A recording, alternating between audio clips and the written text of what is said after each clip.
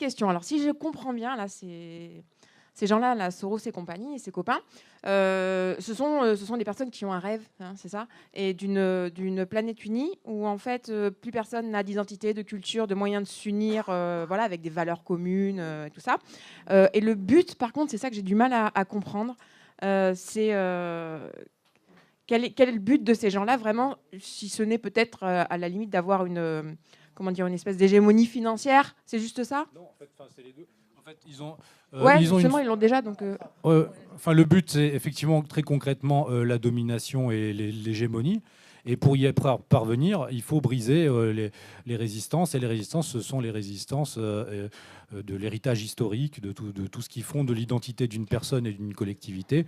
Et une fois qu'on a transformé les gens en un agrégat humain, on peut mieux les contrôler. Et ensuite, on peut même réactiver tout un tas d'identités comment dire, factices, hein, tout ce qui est LGBT, tout ce qui est, voilà, donc dans la société où les gens sont en crise identitaire, mais on se recomposer des identités de synthèse. Ces identités de synthèse vont s'affronter entre elles. Ça va court-circuiter ça va court-circuiter l'énergie qui pourrait se retourner contre le projet de ces gens-là ou contre ces gens-là. Donc c'est très bien. Après, ils ont effectivement une idée qui est mais là, effectivement, Youssef pourra mieux en parler, c'est l'idée d'une certaine manière du chaos destructeur. C'est-à-dire, en fin du fin, pour eux, l'horizon d'attente ultime, c'est qu'au final, ça sera quand même pour quelque chose de bien.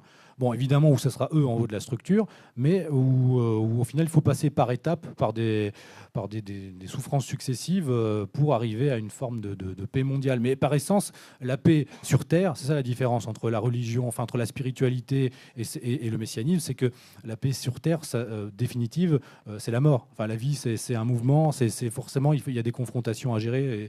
Et donc, l'attente spirituelle ultime pour les gens religieux, il n'est pas dans ce monde-là, d'une certaine manière. Alors que pour ces gens, il n'y a pas d'au-delà, tout est ici-bas, et donc il faut réaliser la perfection sur Terre, mais évidemment avec eux au sommet de la hiérarchie. Mais je comprends pas le délire là, parce que comment est-ce qu'on peut instaurer comment dire, les inégalités partout, la guerre partout, donc c'est la guerre, c'est la paix, c'est ça, et dire que le but ultime c'est la paix, je comprends pas.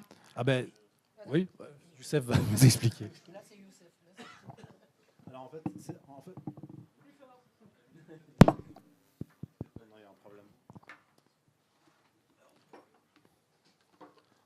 En fait, ces globalistes sont les ultimes héritiers des messianistes. Le projet messianique, c'est celui de restaurer l'Éden paradisiaque que vous trouvez dans la Genèse, dans la Torah, premier livre du Pentateuque.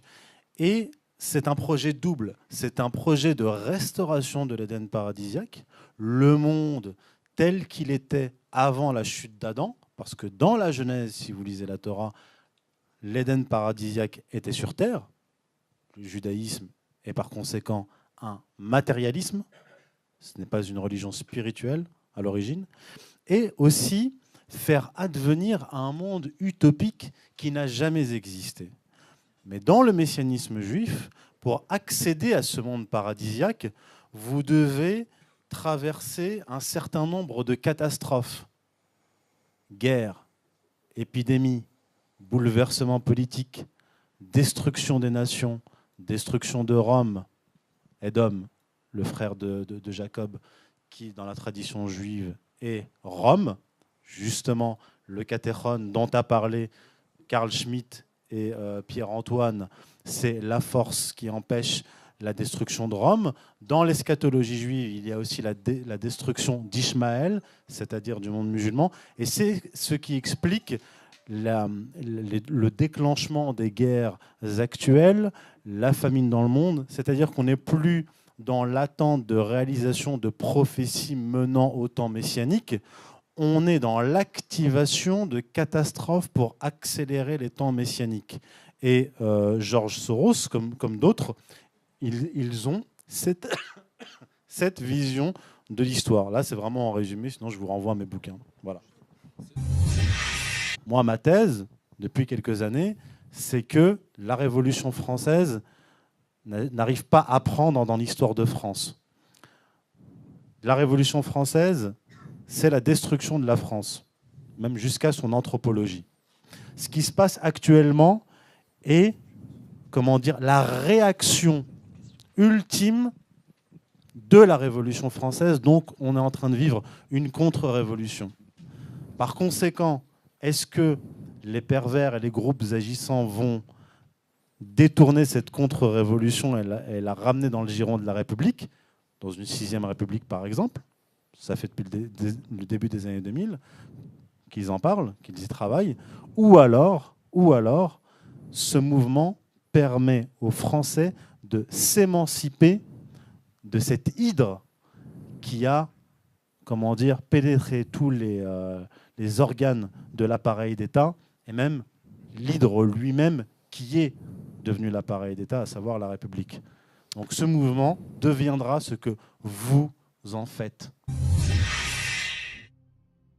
Quelque chose doit être absolument compris et su concernant la Révolution française.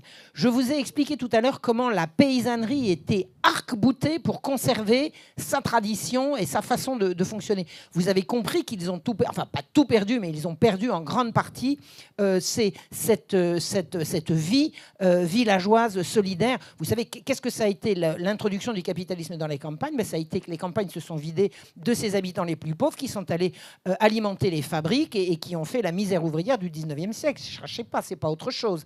Donc ça a été absolument abominable pour eux. Mais les paysans ne se sont pas laissés faire comme ça. Et on les a génocidés. Ceux qui ont pris les armes, notamment en Bretagne et en Vendée, ont été exterminés. Alors on ne va pas dire, j'ai dit génocidés pour qu'on comprenne, mais je retire tout de suite le mot qui a une connotation absolument contemporaine, et je vais prendre le terme de l'époque, populicide. La République a compris, et il y a eu une réunion qui s'est faite entre Robespierre, Barère, enfin ils étaient 4 ou 5. Le gars qui les servait à table a tout entendu et il a écrit et il a témoigné. Ils ont dit au bout d'un moment, c'était en 93, je crois, on était 93, bon, bah, les Français, ils ne sont pas républicains. Bon, bah, on va les forcer, hein, puisqu'ils ne veulent pas. On est bien obligé de les forcer puisqu'ils ne veulent pas. Vous voyez le truc, c'est-à-dire ces grands démocrates, du moment que les Français ne veulent pas, on va les forcer. Et puis ceux qui ne veulent pas, vraiment, si on n'arrive pas à les forcer, bah, on va s'en débarrasser. Et il y avait une extraordinaire justification à se débarrasser d'un tiers de la population française. C'était quand même une justification extraordinaire. C'est que quand on lisait bien Jean-Jacques Rousseau, il disait qu'il fallait tant et tant et tant pour qu'une famille vive. Comme si Jean-Jacques Rousseau connaissait quelque chose. Mais ces gens-là étaient complètement férus de ces intellectuels en chambre qui refaisaient le monde comme ça. Et ils avaient calculé que, compte tenu du nombre de Français et compte tenu du nombre de territoires disponibles, si on divisait les territoires par le nombre de Français, il y avait trop de Français. Eh ben, alors, on allait s'en débarrasser d'un tiers. Un tiers. Et nous dit... Alors, c'est Gracchus Babeuf qui s'est fait ensuite le porte-parole de ce Joachim Villatte qui a raconté, etc. On peut remonter à la source de tous ces trucs-là. Gracchus Babeuf a dit « C'est l'explication non seulement du massacre des Vendéens, mais de ces guerres interminables dans lesquelles on envoyait se faire trouer la peau une génération entière de gens qui ne revenaient pas. Toutes les occasions, nous disait Gracchus Babeuf, toutes les occasions de faire la paix étaient toujours vouées à l'échec parce qu'on voulait continuer la guerre, parce qu'on avait de la population en trop. » Bon, alors ça veut dire quoi? Ça veut dire que la République, ça ne la dérange pas, si on la dérange, de nous exterminer. Alors tenez-en compte. Tenez-en compte. On a affaire à des assassins. De masse. 30 secondes. Alors, moi, j'ai une proposition stratégique à faire aux catholiques. Il est clair qu'à l'heure actuelle, dire de but en blanc, on va restaurer la monarchie, la royauté, ça sera rejeté par une bonne partie des Français. Par contre, oui, mais attendez, ça vient. Je chauffe. Par contre, si on explique, comme je l'ai expliqué, comment la notion de souveraineté a été pervertie à partir du XVIe siècle, dans quel contexte, et comment cette perversion a abouti au transfert de la souveraineté divine à l'État, et qu'on explique aux gens qu'en fait, ils vivent sous l'impérium d'un État divin, la République, c'est un État qui a été divinisé. Là, on va leur expliquer, que préférez-vous? Est-ce que vous préférez vivre sous l'impérium d'une religion occulte, c'est-à-dire la religion de la laïcité?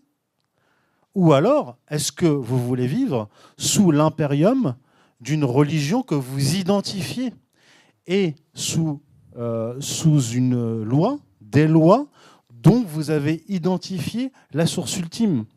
Et à cela, vous répondrez, beaucoup de gilets jaunes rejettent le mariage pour tous, etc. Et ceux-là entendraient très bien d'une bonne oreille si on leur disait, si on leur exposait le concept orwellien, socialiste, de common decency, disant qu'il faut, étant donné que la neutralité axiologique de l'État n'existe pas, il faut qu'il y ait un État qui soit le garant de la common decency, c'est-à-dire la décence commune. Là, ils l'accepteront. Et si vous leur expliquez qu'en fait, Orwell vient d'une famille chrétienne et qu'il n'a fait que laïciser un concept chrétien, là, vous pouvez leur dire, faisons une constitution qui garantira la common decency, l'interdiction de l'usure, etc., c'est-à-dire l'équité socio-économique, socio-politique, sur la base de la source ultime du droit, qui est pour les croyants Dieu, la loi de Dieu, la loi divine, et pour les non-croyants, la loi naturelle.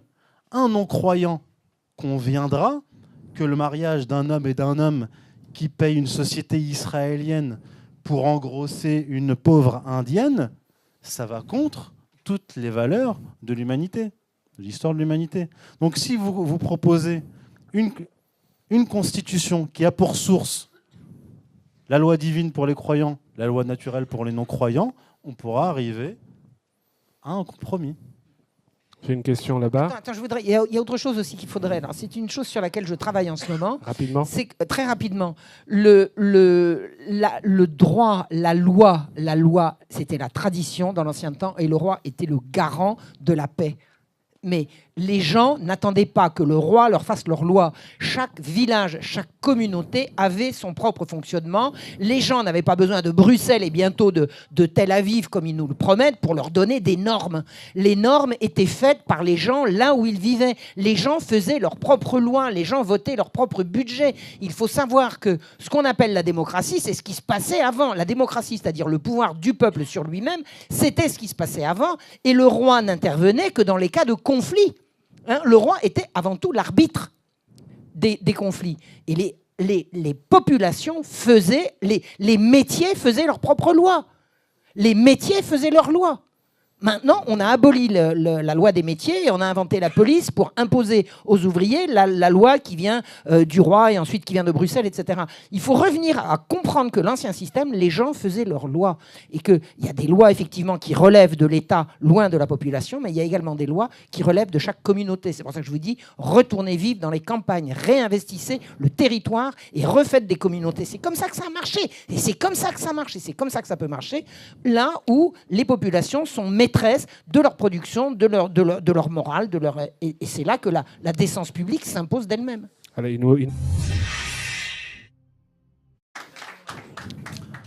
Il faut y aller par étapes.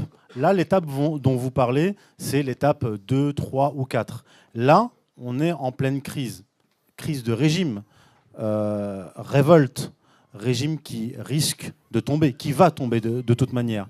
Donc, il faut d'abord éviter que ce régime s'écroule sur le peuple français, mais plutôt qu'il s'écroule sur l'oligarchie, sur lui-même. Vous reprenez le pouvoir. Ça, ce n'est pas un processus qui est simple et évident. Alors, je ne veux pas être méchant avec Étienne Chouard, mais je voudrais lui dire que les organisations étrangères, les services secrets, l'OTAN, etc., ne vont pas attendre que le pouvoir lâche gentiment le pouvoir et le donne à Étienne Chouard et à ses groupes de constituants qui se réunissent, qui élaborent une nouvelle constitution, qui prennent le pouvoir et ainsi de suite. La politique, comme l'expliquait Carl Schmitt, c'est la guerre. À partir du moment où vous avez identifié l'ennemi prioritaire, c'est-à-dire la tête centrale de l'hydre, comme j'ai dit, vous devez la couper, prendre le pouvoir. Et à partir de là, vous pouvez enclencher cette discussion-là. Mais ce n'est qu'en vous étant prémunis des forces étrangères, et même à l'intérieur de l'État, du territoire, qui vous sont hostiles, que vous pouvez discuter de cela. Je l'avais dit déjà en décembre, le RIC ou toute autre idée qui est même sympathique à certaines échelles, et faisable à certaines échelles, elle ne peut être possible qu'après la prise de pouvoir. Là, on est dans une période de risque de très grands risques. Et le pouvoir est plus dangereux, le pouvoir sous la Ve République est plus dangereux qu'il ne l'a jamais été. La bête est blessée.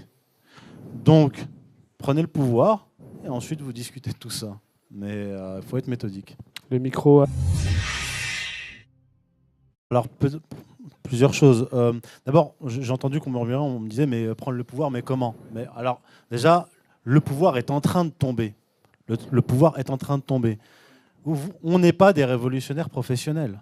Les bolcheviks, par exemple, étaient organisés. Ils avaient des têtes pensantes. Ils étaient formés et ils agissaient du matin au soir, comme le faisait Staline quand il était jeune, pour prendre le pouvoir. Financé. Oui, et financé.